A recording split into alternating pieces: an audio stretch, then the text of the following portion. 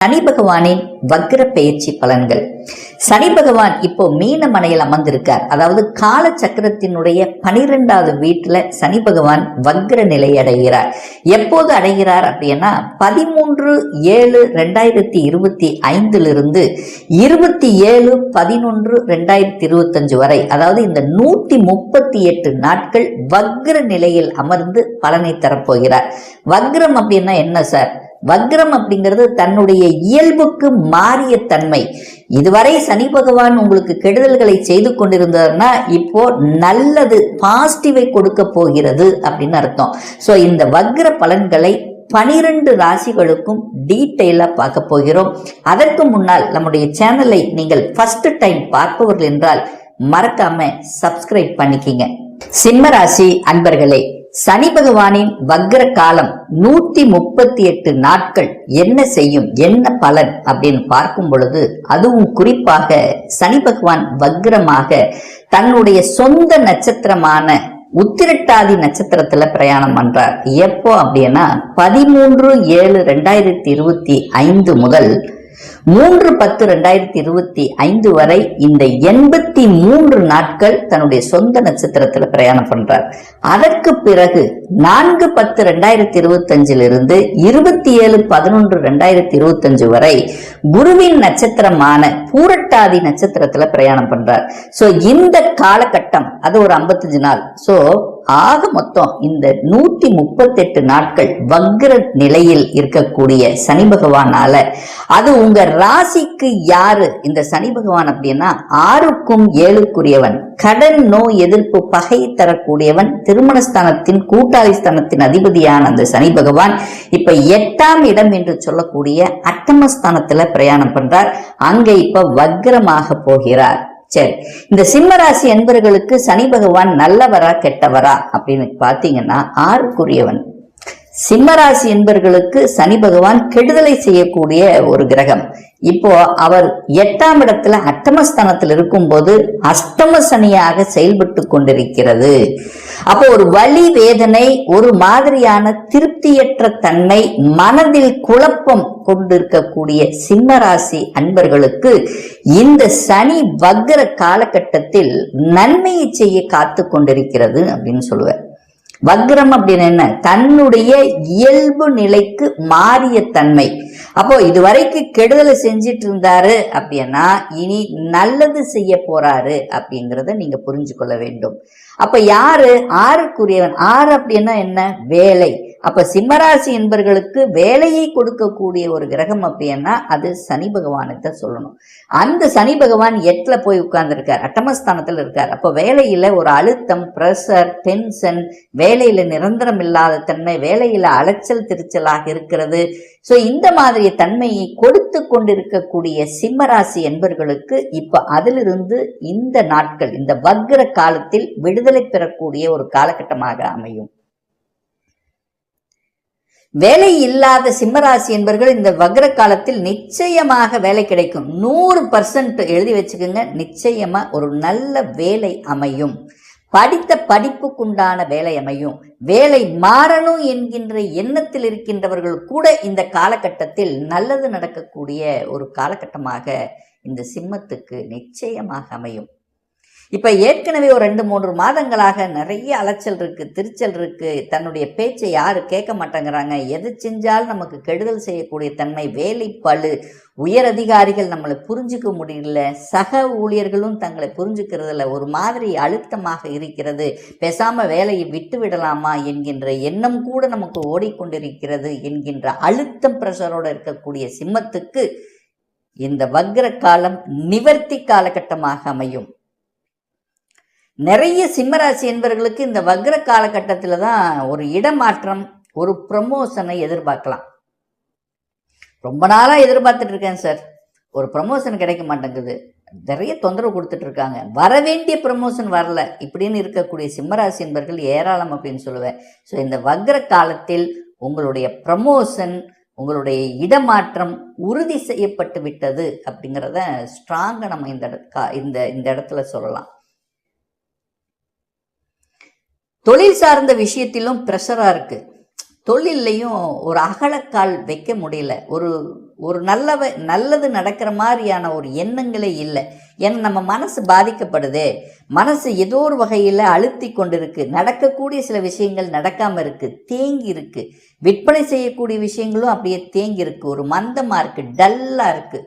இப்போ அது வேகம் எடுக்கக்கூடிய சந்தர்ப்பங்களை உருவாக்கும். பொதுவாக இயல்பாக இருக்கக்கூடிய சனி பகவான் நிதானம், மெதுவாக செயல்படுவார், மந்தமாகத்தான் செயல்படுவார். புரியுதுங்களா? ஸ்லோவா இருக்கும். ஸோ இந்த விஷயங்கள் இப்போ வக்ரமாகும் போது சுறுசுறுப்பாக செயல்படக்கூடிய தன்மை இருக்கும், ஸ்பீடு கிடைக்கும். அப்படியே தேங்கின்ற விஷயங்கள் அப்படியே அடுத்த லெவலுக்கு செல்லக்கூடிய தன்மை. உங்க மனசு திருப்தியா இருக்கும். மனதில் இருந்து வந்த டிசிஷன் மேக்கிங்கில் இருந்து வந்த குளறுபடிகள் சரியாக கூடிய சந்தர்ப்ப சூழ்நிலைகளை இந்த காலகட்டத்தில் நிச்சயமாக உருவாக்கும். இந்த சனி பகவான் தனது 3ஆம் பார்வையாக எங்க பார்க்கிறாரு? 10ஆம் இடமான தொழில் ஸ்தானத்தை தான் பார்த்துட்டு இருக்காரு. அப்ப தொழில அழுத்தம், ப்ரெஷர், டென்ஷன், வெளிநாடு போக முடியல, அல்லது வெளிநாட்டுல போயிருந்தவங்களுக்கு அங்க நிம்மதி இருக்க முடியல, வெளிநாட்டில் நல்ல வேலை இல்லை, நல்லதுன்னு நினைச்சு நான் வெளிநாட்டுக்கு போனேன், அங்க நல்ல நிம்மதியா இருக்க முடியல. இப்படி இருக்கிறவங்களுக்கு எல்லாம் இந்த வக்ர காலத்தில் செட்டில் ஆகக்கூடிய அமைப்புகளையும் சந்தர்ப்பங்களையும் உருவாக்கும் என்று சொன்னால் அது மிகையாகாது. இந்த சிம்மராசி என்பவர்களுக்கு இந்த சனி பகவான் 8ஆம் இடத்திலிருந்து அஷ்டம சனியாக இருந்து 2ஆம் இடமான குடும்பஸ்தானத்தை பார்த்து குடும்பத்தை கெடுத்து கொண்டிருக்கிறது. குடும்பம் அமையல. நிறைய சிம்மராசி என்பவர்களுக்கு குடும்பமே அமையல. திருமண ஏற்பாடு அத்தனை செய்கிறோம், ஆனால் ஏதோ ஒரு வகையில் தடங்கள், தாமதங்கள் அப்படிங்கிற அந்த தன்மையை கொடுத்து கொண்டிருந்த உங்களுக்கு இப்போ குடும்பத்தில் நல்லவைகள் நடக்கக்கூடிய, திருமணம் சம்பந்தப்பட்ட விஷயங்கள், சுப காரியங்கள் செய்யக்கூடிய அமைப்புகளை உருவாக்கக்கூடிய ஒரு காலகட்டம். ஏன்னா அந்த சனி பகவான் தான் உங்களுக்கு திருமணத்தை நடத்தி வைக்கணும், வேற யாரும் கிடையாது. அந்த சனி பகவான் இப்போ இந்த வக்ர காலகட்டத்தில் இழுபறியாக இருந்து வந்த விஷயங்கள், ரொம்ப நாளாக பார்த்துட்டு இருந்த வரன்கள் சார்ந்த விஷயங்கள், அல்லது ஏற்கனவே வரன் பார்த்துட்டு போயிட்டாங்க, அதுக்கு உறுதிமொழி கொடுக்கல, அதுக்கு ரிசல்ட் கொடுக்கலங்கிறவங்க எல்லாம் இந்த வக்ர காலத்தில் அது ரிசல்ட்டாக உங்களுக்கு கொடுத்து விடும். அப்போ திருமணம் சம்பந்தப்பட்ட விஷயங்கள் சாதகமான ஒரு காலகட்டமாக அந்த காலகட்டம், இந்த வக்ர காலகட்டம் 138 நாட்களுக்குள்ள நல்லது நடக்கக்கூடிய அமைப்பை உருவாக்கும். உங்க வாக்கு சார்ந்த விஷயங்கள்ல, அதாவது பொதுவாக இந்த சிம்மராசி என்பவர்கள் தன்னுடைய புத்தி அறிவை வச்சு செய்யக்கூடிய தொழில்கள் சிறப்புன்னு சொல்லுவேன். ஏன்னா கேதுவும் உங்க ராசிலேயே உட்கார்ந்துருக்கார். சனி 2ஆம் இடத்தை பார்க்குறார். என்ன இருந்தாலும் வக்ரமாக இருந்தாலும் சனி 2ஆம் இடத்தை பார்க்குறார். 2ஆம் இடத்தை பார்க்கும்போது ஏதோ ஒரு வகையில் ஒரு உளைச்சல் கெடு அப்படிங்கிறது இருக்கத்தான் செய்யும். பட் இப்போ இந்த வக்ர காலகட்டத்தில் அப்படியே புரிந்து கொள்ளாதவர்கள் புரிஞ்சு கொள்வாங்க, அவ்வளவுதான். கணவன் மனைவிக்குள்ள ஒரு அண்டர்ஸ்டாண்டிங் இல்லாமல் இருந்தவர்கள் இந்த வக்ர காலத்தில் அண்டர்ஸ்டாண்டிங் கிடைக்கும் அப்படின்னு அர்த்தம். அப்போ புரிந்து கொள்ளாத தம்பதியினர் புரிந்து கொள்ளக்கூடிய நிகழ்வுகள், சந்தர்ப்பங்களை உருவாக்கக்கூடிய ஒரு காலகட்டமாக அமையும். அந்த சனி பகவான் தனது 10ஆம் பார்வையாக 5ஆம் இடத்தை பார்க்கிறார். அப்போ 5ஆம் இடத்தை பார்க்கும்போது 5ஆம் இடம் என்பது குழந்தைகள்.